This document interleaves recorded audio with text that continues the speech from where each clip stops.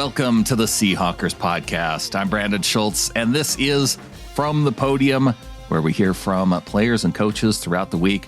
We're going to hear from coaches Clint Hurtt and Pete Carroll, as well as several players: Al Woods, Daryl Taylor, Dee Eskridge, DK Metcalf, Jake Curran, Josh Jones, Marquise Goodwin, and cornerback Mike Jackson. And let's start off this Cowboys preview with head coach Pete Carroll, who spoke on Tuesday about whether or not quarterback Drew Lock can do anything to win the quarterback competition at this relatively late stage. I'm wide open for whatever happens. Geno's been the guy in the lead position the whole time, and I protected that thought with, throughout. And he's done a really nice job. He's been very consistent. So we'll just see what happens. And there's 2 more weeks of practice too after this. So there's where the timeline. I had a set thought on what we would do with the timeline, but that got disrupted. And so we're going to use all the time we need. Did you ever consider playing 2 quarterbacks at once, or is it? That can happen. Yeah, that can happen. Have you ever done that? Not really. Not with the same sense. These guys are so even right now that that we have a lot of respect for both their play, and so. But I'm not thinking that way right now. I'm thinking of getting going and getting started, ready, rolling, and all of that. And Geno's in the mentality, has been in that mentality the whole time, and that was very much by design. I can go ahead and just call it, but I want to let the guys battle and let them show where they are and let us get as much information as possible. Geno's done a really good job of being in that position. His voice is solid. He's on point all the time. He's been very consistent with his work, all of that. And Drew has been really sharp. So it's. I know it's not supposed to be a good situation when you have 2 quarterbacks. It means you don't have one, as the old saying. But I don't know. We might have 2 ones. Pete raved about cornerback Mike Jackson and asked whether or not he might have passed Sidney Jones for a starting job while Jones has been out with a concussion. He's played well. I'm really anxious for him to get another shot at it, to do it again. He's like, I think I might have said, he's been one of the surprises to really step to the front, not just to be a good ball player, but to really step up and make plays and make things happen very aggressively as well. So there's a good chance we see Artie this week, which we're really excited to see that. And Johnny Reed will play this week too. So those guys are, good guys coming back. They have not really had work for it seems like months, but it's been a couple weeks, I guess. They're coming out. We'll get to more Pete Carroll and some injury updates later, but first, let's hear from Michael Jackson, who talked about what he's learned from his various stops around the league. Just like, it's funny, every other team I've been on, I had a Pro Bowl corner in front of me. It's Byron Jones, J.C. Jackson, Gilmore, Slay. So those are 4 or 5 different guys who bring something different to the game. And I kind of took something from each one of them and just try to see how can I apply it to me, but also still be Michael Jackson. Don't be them. Let's now hear from wide receiver Marquise Goodwin about the rookies competing with Jackson for playing time. I like them. I like the DBs that we have, in specific the younger DBs, the rookies. Tyreek has been doing exceptional to me. Taller guy, fast, can stop. So I look forward to seeing his success throughout this year and his career. Goodwin also offered his thoughts about signing with the Seahawks. Definitely a blessing, man. My 10th year, my 4th team, 5th technically. But, I knew I would come here in the offseason when Sanjay got the job here. I knew I would have an opportunity to be here. Glad to be working with Sanjay again. I worked with him when I was in Buffalo early on in my career. And he's one of the best coaches I've had. Super detailed and just, he'll push you to the max. And I really like that in a coach. So coming here was a no-brainer for me. Obviously, you hear about Coach Carroll and the winning tradition of the Seahawks. I played against the Seahawks, been in the same conference, being a 49er before here. And so it's always something that I've wanted to experience and be a part of, because I've always heard about it from players who have come from Seattle and then come to other teams that I've been on, and they speak so highly of this organization. So to see it firsthand is truly eye-opening, and I'm grateful that I get to experience it now. Next player up is defensive back Josh Jones, who the Seahawks picked up midseason last year. He says he always thought he would end up in Seattle at some point. Man, it was huge, man. Like I said, I mean, I've said this in past interviews, but it's a true story. I'm not just blowing smoke. I think I've manifested my way to Seattle. I've always thought that I would have been to Seattle. If you look at the 2017 draft, I thought it only made sense that I was going there. I didn't see that I fit any other team but Seattle. And even when they passed on me, they in Green Bay drafted me. I was just like, man. Like, why, And then I remember us playing, in 2018 against them, man. And we come here, man. I'm like, man, this is where I'm supposed to be. But, it's funny how life works, man. And things come full circle. The former second-round pick had a rough start to his career with the Packers and was asked if he ever thought about giving up on himself. To be honest, if we being honest, absolutely. But when you look at it, I feel like you go through a lot of things in life, and I'm fortunate. I've been fortunate enough to go through enough things in life that has put me to where I am right now, and I wouldn't want it any other way. I know, I would have loved the easier path, but the things that I went through, I've learned a lot. I've gained a lot of wisdom. I've met a lot of great people. And I've learned a lot of ball in my time. So it's been, fortunate but unfortunate at the same time. Next up on defense, let's head to the defensive line and hear Darrell Taylor talk about his new teammate, rookie Boye Mafia. Oh, man. It's kind of like my little brother. Like, he acts like me low-key. Like, he's goofy. He's always playing, he's always having fun, and I kind of like that because that's how I am. So, and he plays hard, he can rush the passer really well. So, he brings a lot to the table, and we're excited about, what we get to see with him this season. Next up is Al Woods, who spoke about new teammate Shelby Harris. Well, Shelby unique. I will say that.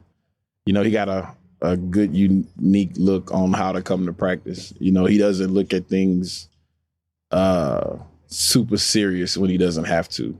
It's kind of like he come out, he's got a smile on his face. He having fun and all that good stuff. But when it's time to lock in, he a whole different animal.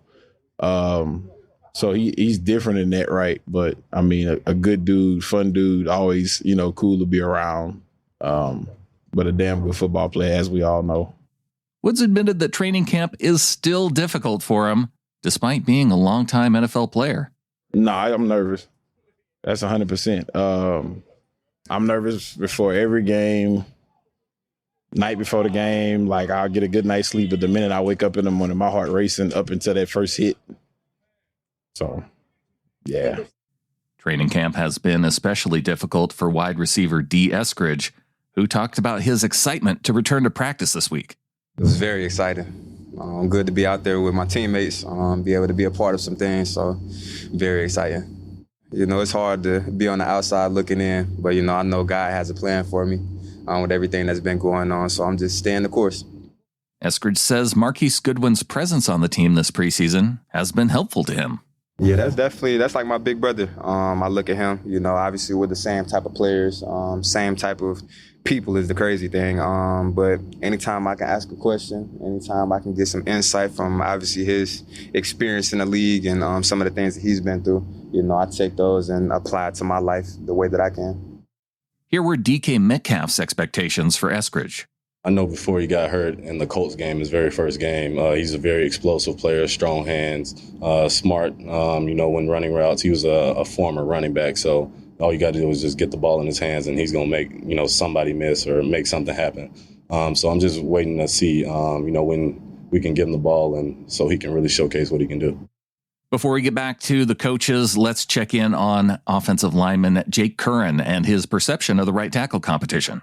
I think it's, fairly even. Abe's done a really good job. He's athletically, he moves better than, any offensive lineman I feel like I've ever seen. So his ceiling's through the roof. I think it's just, like I said, having been here a year longer and understanding all those little things and what I need to do and what I have to get done help me kind of stick around and be able to get a job done and compete with somebody like that.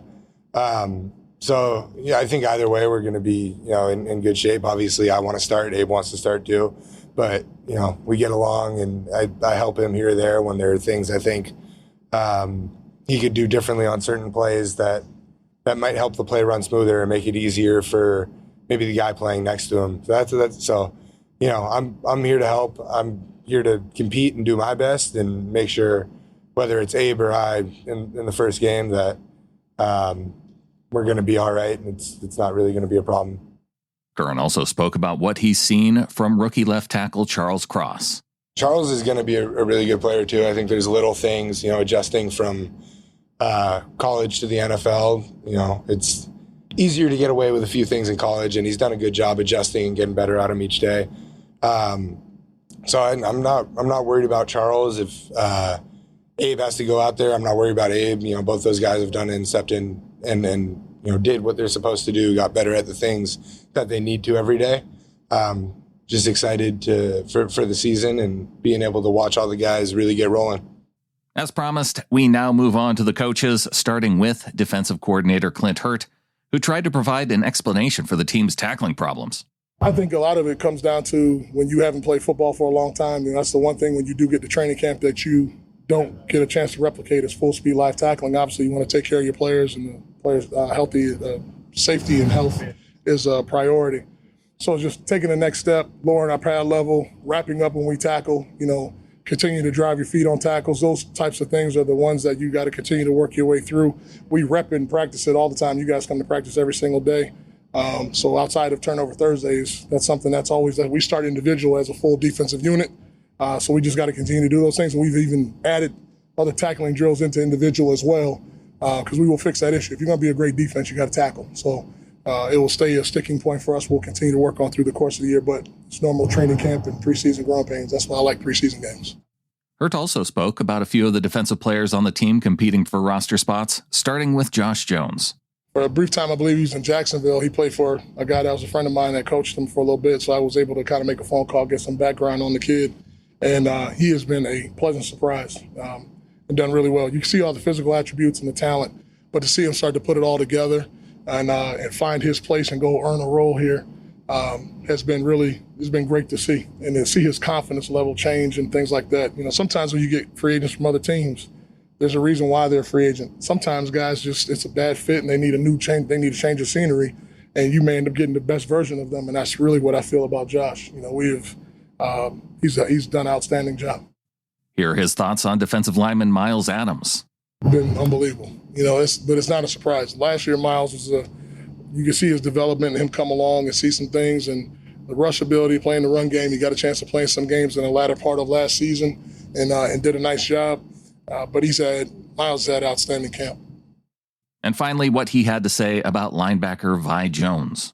Long, athletic kid, has a ton of skills, but he's still trying to put the game together and figure stuff out. He's a young developmental guy that's got a bright future ahead of him. He's got to continue to progress.